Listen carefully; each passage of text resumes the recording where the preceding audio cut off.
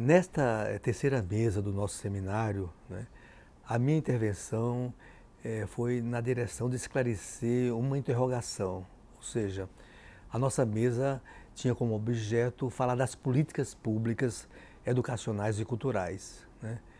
E a minha questão é saber se nós estamos vivendo um momento de interdição ou desconstrução de uma forma de organizar o Estado nacional, que chama-se welfare state, o Estado do bem-estar social, porque é só na dinâmica política desse Estado que se produzem políticas públicas, né?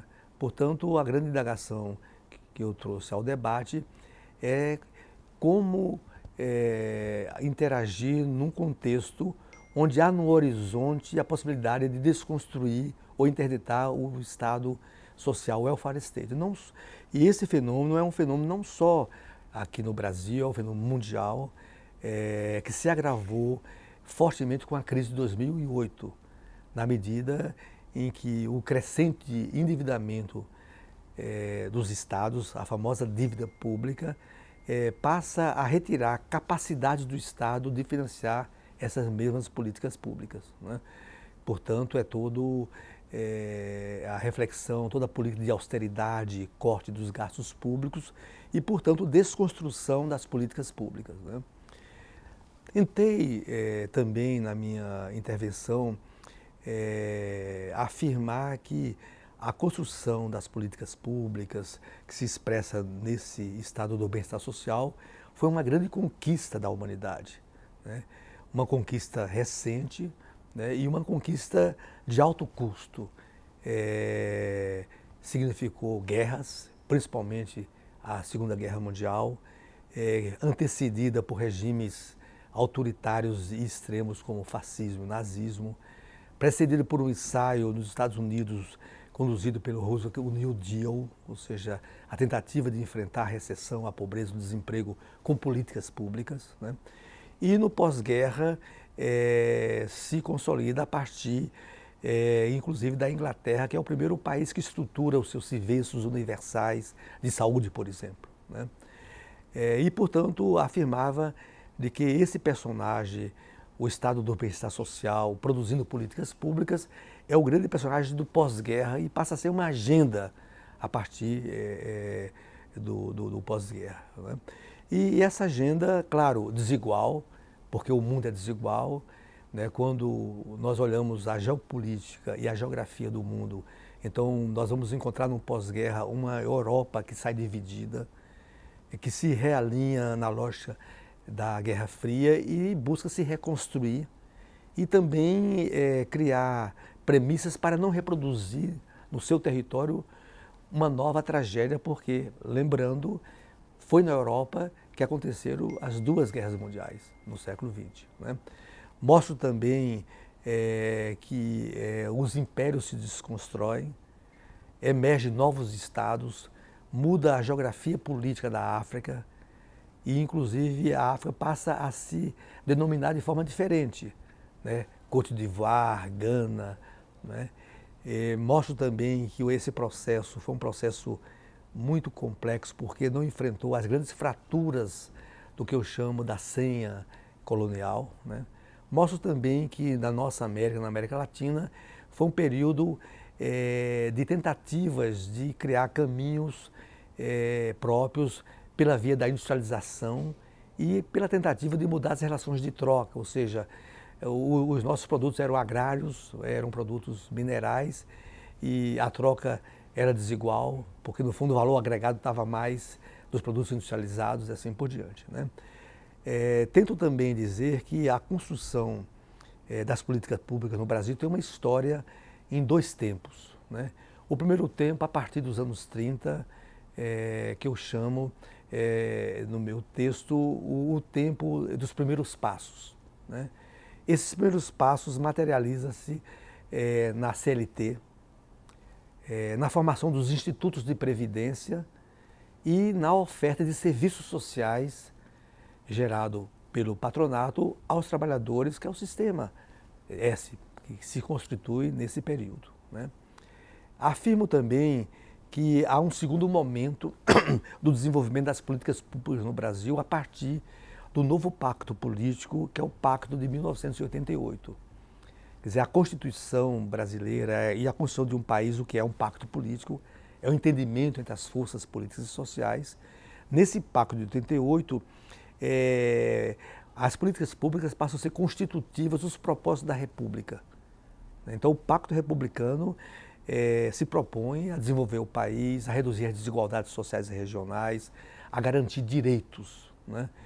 E por isso nós estamos vivendo um momento de interrogação, na medida de que há contestação a esse pacto que se materializa na Constituição, quando alguns mantras são reproduzidos. Por exemplo, a Constituição não cabe no orçamento, né?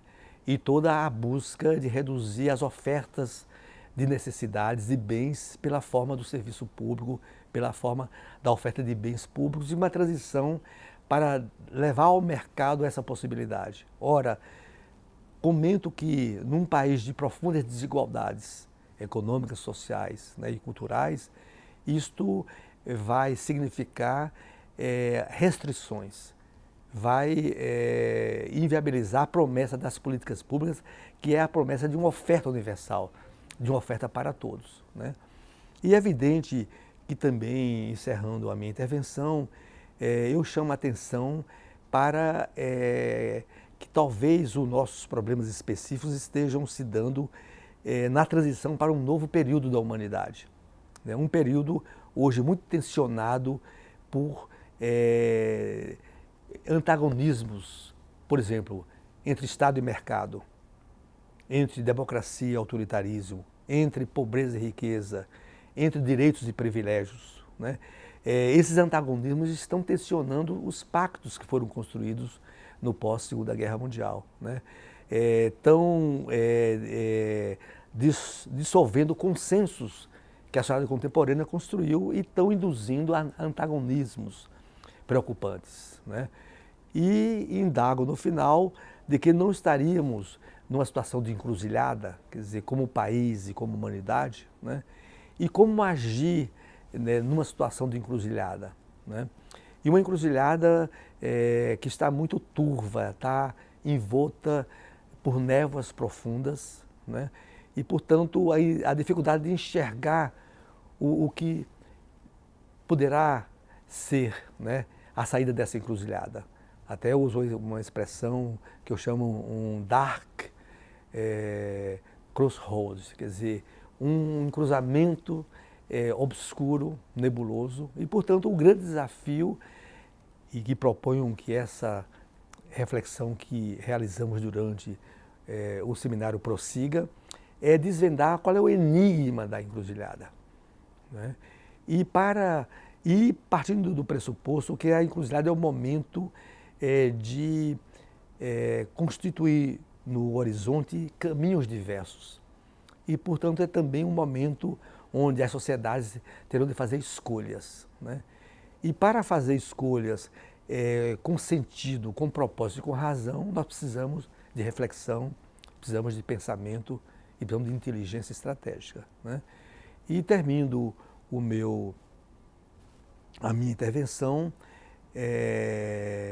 propondo a continuidade do diálogo que estabelecemos aqui no seminário entre tecnologia, educação e cultura, afirmando que a questão tecnológica vai a todos os âmbitos da sociedade. Então, a política está vivendo também mutações, transformações pela mediação das tecnologias.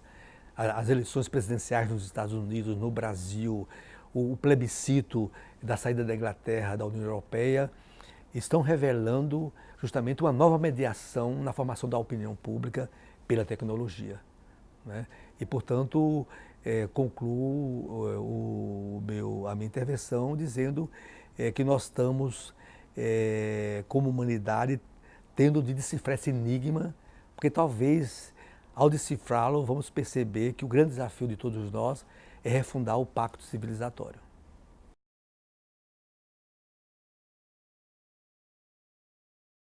A encruzilhada é justamente um momento de uma sociedade ou do nosso planeta enfrentar dilemas. Por exemplo, nós aumentamos a capacidade do gênero humano de produzir bens e riquezas.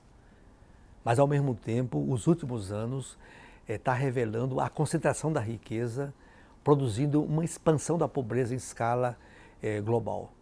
Por exemplo, hoje a pobreza nos Estados Unidos é muito forte. A pobreza europeia é muito forte e as pobrezas já sistêmicas e estruturais ainda se intensificam. Portanto, nós estamos diante de dilemas importantes, né? Por outro lado, a capacidade de produzir bens se alterou pelas tecnologias e pela nova revolução industrial que já está aterrissando, é a quarta revolução industrial, que está trazendo a inteligência artificial, que está liberando da produção de bens o trabalho humano, embora ele apareça como conhecimento, como formação de conhecimento que se projeta nas máquinas, nos computadores e na inteligência artificial. Então nós estamos vivendo também uma possibilidade, primeiro, de elevar o padrão de vida em escala mundial. Hoje nós produzimos, o que se produz no mundo dá para alimentar todo o mundo. O drama é que há uma concentração de riqueza, uma concentração da distribuição desses bens produzidos. Hoje a riqueza produzida pode elevar o padrão de vida na educação, na saúde, na cultura, e o que está impedindo é a forma de organizar a nossa sociedade. E, portanto, nós estamos vivendo essa grande cruzilhada de um período histórico que de um lado, anuncia a possibilidade, né, do homem e da humanidade produzir a sua base material da existência, mas, ao mesmo tempo, essa possibilidade nova da base material da existência está numa dinâmica societária, numa forma de organizar a sociedade que não universaliza a distribuição dessas possibilidades.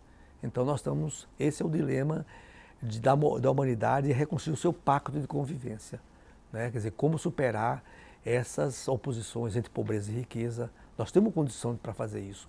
O que impede é a forma pela qual nós nos organizamos na vida social.